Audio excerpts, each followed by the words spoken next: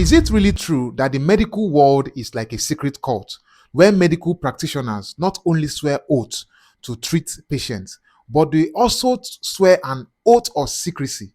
This is very serious. I got to find this out in this video and we are going to watch it. Welcome to the sound of my voice. My name is Basi and this is AfriTip.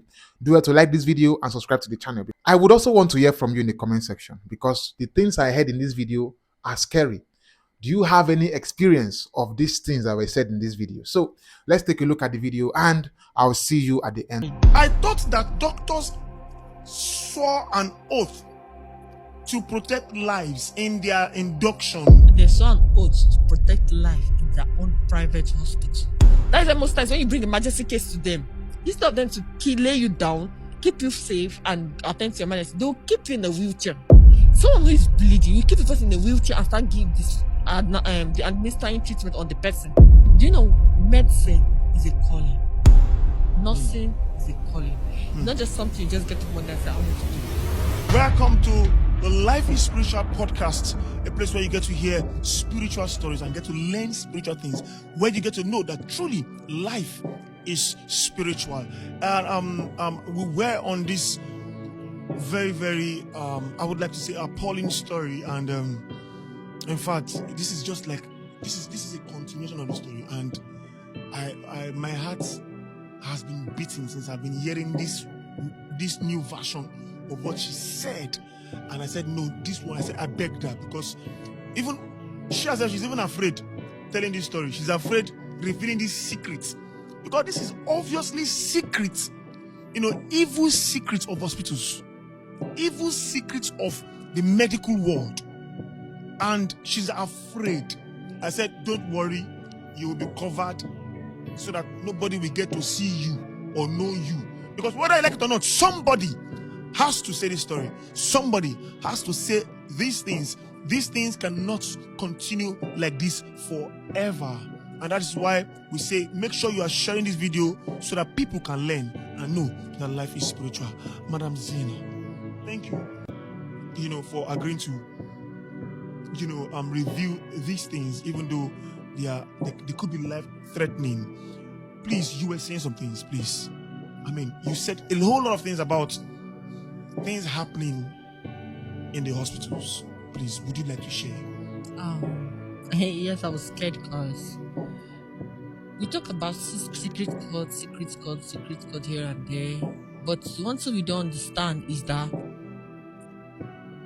hospital is a secret code. Because in the hospital, a lot of things happens in the hospital. Let me give an example. A doctor can do something, like we can go into a theater for surgery, and in the process, someone's life is lost. And it's the fault of the doctor. But instead of coming out to say, this is what happened, we have to seal it. Even the walls will not hear it. That's where it ends. Wait. you said something. I want you to say it with your own mouth. I don't want it to be as if it's me that said it. I want you to say it with your own mouth. You said there was a day you were in the theater. Kai, Jesus Christ. You were in the theater and a doctor mistakenly, say it yourself. You should understand what I want to say. Now say it yourself, please. Yeah, this one must be repeated. You must repeat it.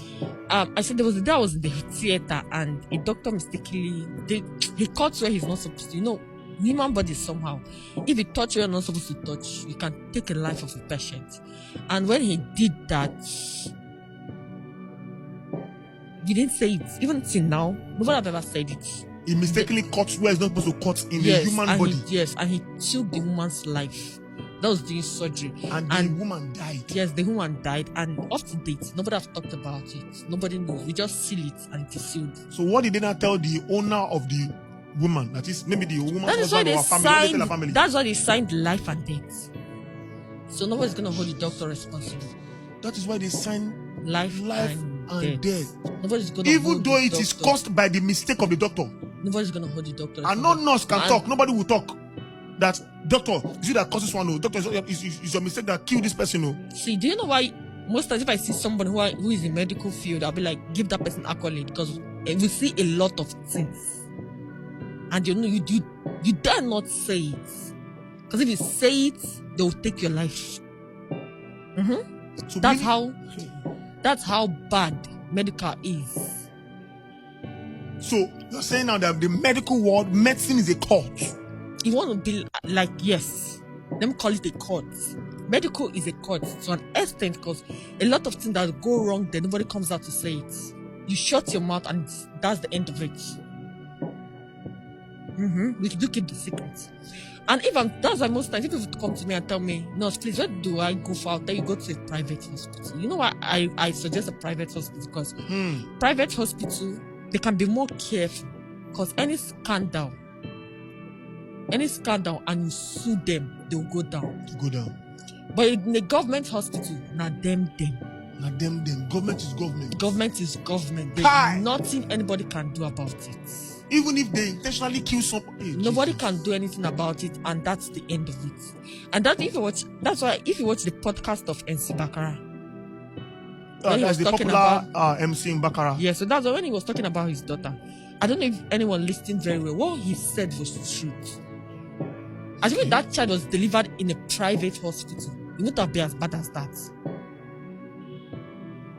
Please, can you tell us what happened? Stressing what happened? What did he say in the podcast? Maybe okay, there's a part where he said the daughter was stressed. That is their daughter? Yes, their daughter was stressed. Stress in medicals do affect the child brain. Yes. Okay. Carelessness during labor. See, when it comes to medicals, those who have gone to government hospitals before will always give testimony about it. Government hospitals, they don't care. Most especially those of us, yes, I'm a Muslim, yes. Some people say I'm against the Muslim, but I'm a Muslim before you come for me. Most Muslims, we Muslims, most of us doesn't know anything.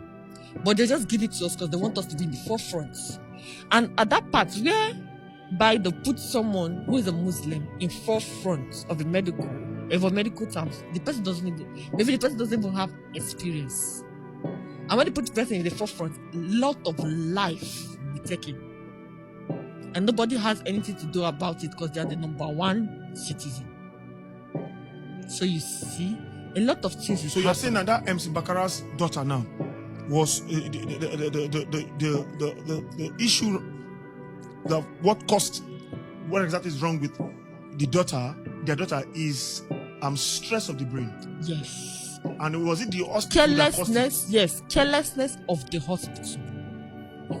Government hospital are always like that. Anybody who have been to government hospital, who really know about government hospital, will tell you. You see, federal, you see government, they don't care about people's life. They don't even care whether you are alive or you're dead. What they want, they'll just do anything they want to do and go. That is why most times when you bring emergency case to them, instead of them to lay you down, keep you safe and attend to your emergency, they'll keep you in a wheelchair. Someone who is bleeding, you keep the person in a wheelchair and start giving this the administering treatment on the person. No, it's not right. Jesus. And nobody's gonna say anything about it because it's a government hospital. Even if you sue them, nothing's gonna happen. But in a private hospital, once it's a private hospital, just watch. Government will take actions immediately. Because once that hospital go down, they'll get benefits. Yes. If a lot of private hospitals go down today, a lot of government hospitals will be beneficiary. So that's why whenever you complain about the private hospital, the government doesn't look into it. Federal government doesn't look into it. But when you sue a particular government hospital, nothing is done. So you're saying now that a doctor can either carelessly or intentionally kill somebody, nothing will happen and nobody must say it out. That is where, and they will not tell the family as if, I'm sorry, we lost the person. We tried Jesus. Yes. That is where I said some doctors are psychopaths.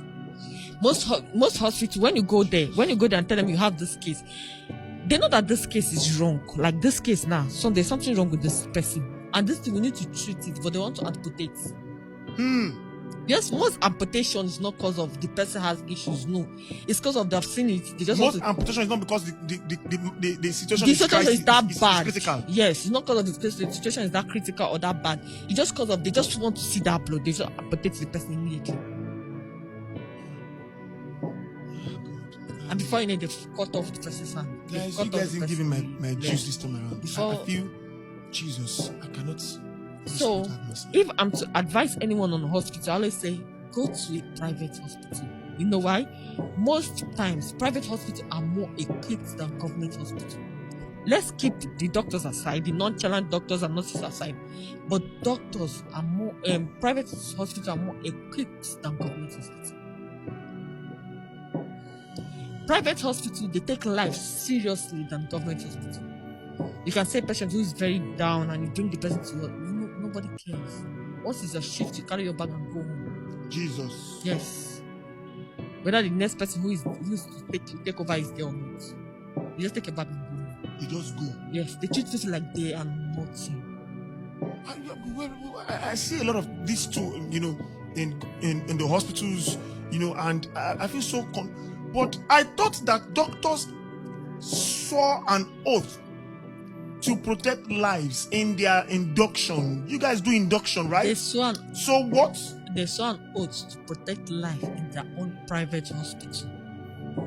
Not in the government hospital. In their own private, so they have their own private. It's true. Most of these doctors in government hospitals have their own private hospitals. Mm-hmm. Jesus Christ. And most private most government hospitals don't have. Do you know medicine is a calling? Nursing is a calling. It's not just something you just get to one and say, I want to do. Yes. So most people in that sector, in that government sector, is not their calling. They're just doing it because of the money. And they end up taking lives. But in private, so that's see, most time people say people that does auxiliary nursing does this, does that, does that. But watch them closely. I'm not giving them credit, but watch them closely. Auxiliary nurses, they are more passionate. They are more passionate, but they are not privileged to attend the school. But the ones that are privileged might just to do it because of their father. My father said I should be a doctor. I have to be a doctor. My mother said I should be a nurse. I have to be a nurse. Not what they want to do. So you see the difference between the two. And when you see a doctor who is passionate about his work, you know. A nurse who is passionate about her work, you know. But let me say, if you have 50 up to 100, 1001%, 500 is their calling. 500 is not their calling. It's always 50-50, so you can see them anywhere. You can see them anywhere. And they can take lives anyhow. That's why most cases you say, they went to private hospital, the person died, the person did not survive because they are not attending to the person. They'll not use procedure, protocol, this, that, to hold you down, and before you know it, the person will give you. Jesus. A life you're supposed to save there. Before the procedure and all those stuff, the person died. So what? So now there's a concern I'm always having, the concern of accident victims, gunshot victims and all of that. So when they bring them to the hospital, they have to go through procedures. This person must not die. Why is there? I feel like they are very unnecessary. That part, I don't blame most medical practitioners, even the doctors. You know why? Because now, in a case whereby you treat a patient, someone with gunshot, you don't know what the person wants to do. This armed robbery, and police shots the person there, the person will have to come to the hospital and lie. And once you treat the person gets better. You find out that the person lied, and your license can be taken away from you. So in some cases, I don't blame them. Now, in a case whereby they caught the person had accident, that part is where I feel that we should look into the most. You know why? Because of when someone is having an accident and the person is bleeding, why don't we attend to the person first before bringing police case? Because you see someone who had a fatal accident and the person is bleeding, we cannot attend to the person without police case because police has their own problem at the same time. Now, when your hospital attends to someone who has police case, they will hold you as a doctor responsible for that case, as if you're the cause of the accident, while you're trying to help. Now, nowadays, you see accidents happening and nobody wants to take the person to the hospital. You see the person lying on the street there. Because of once you pick the person to help the person, if the person dies, they will hold you. It's not your fault. You're not the one who killed the person. Someone did that. and you're trying to save the person's life, they will hold you responsible. Police too is another problem we have in the medical sector. Because if they try to understand that, okay, you saved this person's life, right? And they say, okay, this is our report. It would have been better. It would be easier. How is the police will always keep their phone number? This is my phone number. In case if you have a critical case that need medical attention, that need police report, call us. We'll rush in very fast and give you our report.